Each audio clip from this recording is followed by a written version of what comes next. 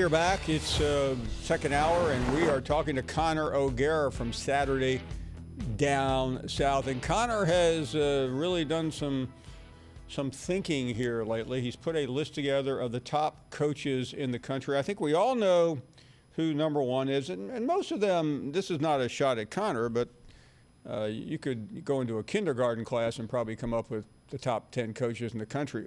Connor, I didn't mean that as a shot at you. Good afternoon. Paul, now I just pictured you going into a kindergarten class and talking about the top 10 coaches in college football. I think you got to add that to your to-do list before the season starts. I'd prefer maybe third or fourth grade. We have your list on the screen here for those who were in a car. I'll read it.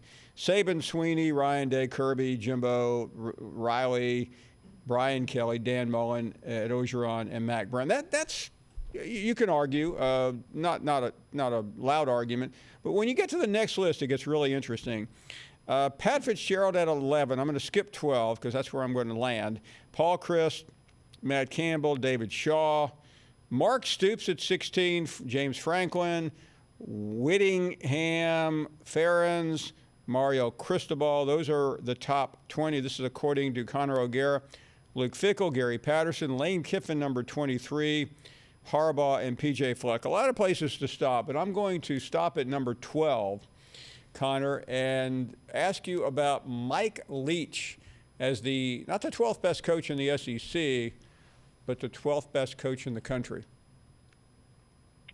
I had him at 12 just because I think that you still look at the body of work, right? We're still talking about somebody who has 8+ wins in 12 different seasons as a Power 5 head coach at Texas Tech and Washington State.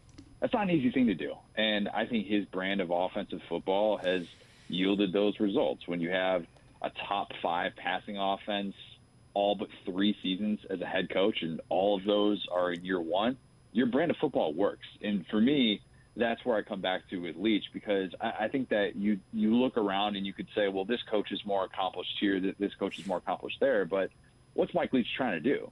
He's trying to incorporate the air raid offense, and he's been able to do that for 2 decades now. And last year, obviously, was a struggle. I had him in the top 10 previously and dropped him a few spots. But, yeah, history has always told us Mike Leach has a rough year one. He's improved his offenses by at least a touchdown in both of the places that he's been. Mississippi State, not exactly too far off from what we talk about with Washington State and Texas Tech in terms of the historic pedigree. So I don't necessarily think that's a given, but I still think Mike Leach is an elite offensive mind despite what 2020 told us. Thank you for watching ESPN on YouTube. For live streaming sports and premium content, subscribe to ESPN+.